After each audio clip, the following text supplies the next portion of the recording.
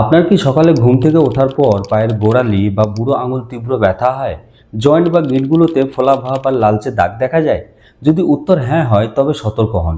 এটা uric acid বৃদ্ধির স্পষ্ট লক্ষণ হতে পারে। বর্তমান যুগে অস্বাস্থ্যকর খাদ্যাভ্যাস এবং লাইফস্টাইলের কারণে কম বেশি অনেকেই এই সমস্যায় ভুগছেন। কিন্তু সুখবর হলো সঠিক খাদ্যাভ্যাস মেনে চললে এবং মাত্র কয়েকটি পরিবর্তন আনলেই ইউরিক অ্যাসিডকে খুব সহজে নিয়ন্ত্রণে রাখা সম্ভব। আজকের এই ভিডিওতে আমরা জানব ইউরিক অ্যাসিড আসলে কি, এর লক্ষণগুলো কি কি, কোন 5টি মারাত্মক খাবার আপনার আজই বন্ধ করা উচিত এবং কোন 5টি সুপারফুড খেয়ে আপনি একে চিরতরে নিয়ন্ত্রণে রাখতে পারবেন। তো ভিডিওটি স্কিপ না করে শেষ অবধি দেখার অনুরোধ রইল, কারণ শেষের সমাধানটি আপনার দৈনন্দিন জীবনে খুব সহজ পরিবর্তন এনে ম্যাজিকের মতো কাজ করবে। তো বেশি দেরি না করে শুরু করা যাক। প্রথমে খুব সহজে বুঝে নেই ইউরিক অ্যাসিড জিনিসটা আসলে কি।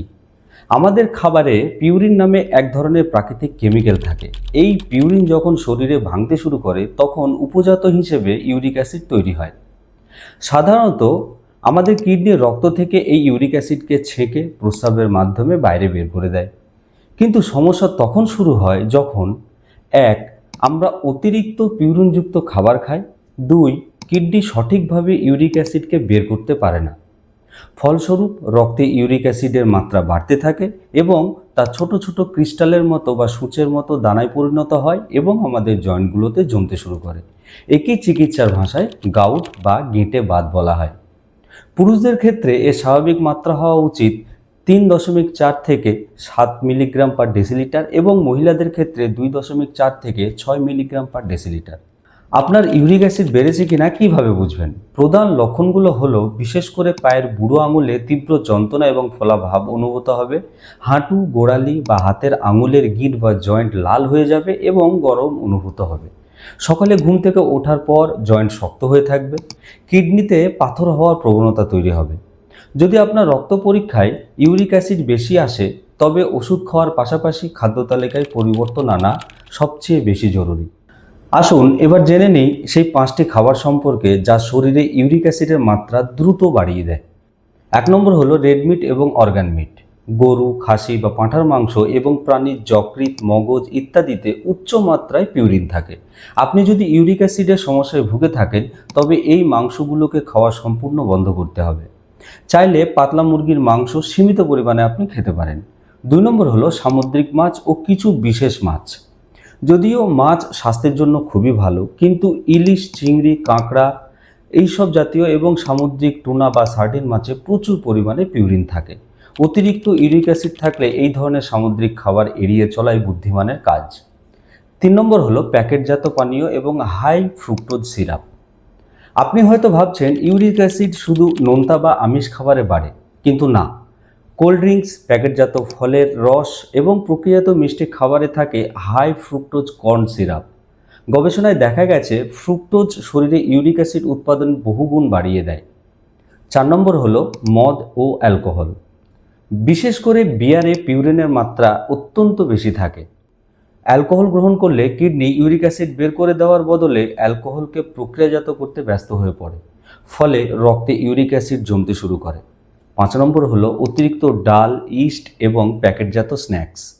আমাদের অনেকেরই ধারণা ডালেই সব ইউরিক অ্যাসিড বাড়ে, তবে সব ডাল ক্ষতিকর নয়। অতিরিক্ত মুসুর ডাল, রাজমা, ইস্টযুক্ত বেকারি আইটেম যেগুলো আছে এবং প্রক্রিয়াজাত প্যাকেটজাত যে স্ন্যাক্স সেগুলোকে আপনাকে এড়িয়ে যেতে হবে। তাহলে আপনি খাবার তো বাদ দিলেন, কিন্তু রক্তে জমে থাকা ইউরিক অ্যাসিডকে আপনি কিভাবে বের করবেন? এবার জানুন ওই 5টি সুপারফুডের কথা যারা প্রাকৃতিক উপায়ে এবং ঘরোয়াভাবে আপনার দেহ থেকে ইউরিক অ্যাসিডকে একদম পুরো বের করে দেবে। 1 নম্বর হলো পর্যাপ্ত পরিমাণে পানি পান করা।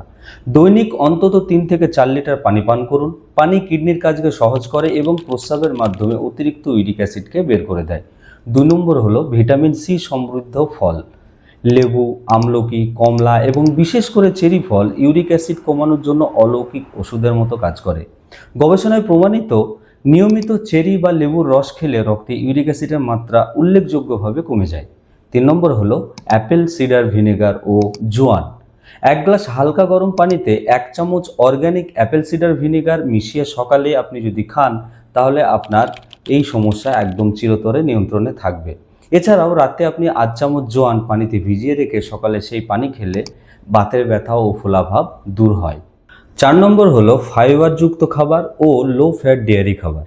ওটস, বার্লি বা যেটাকে জব বলি আমরা, লাল চাল এবং সবুজ শাকসবজি খাদ্য তালিকায় রাখুন।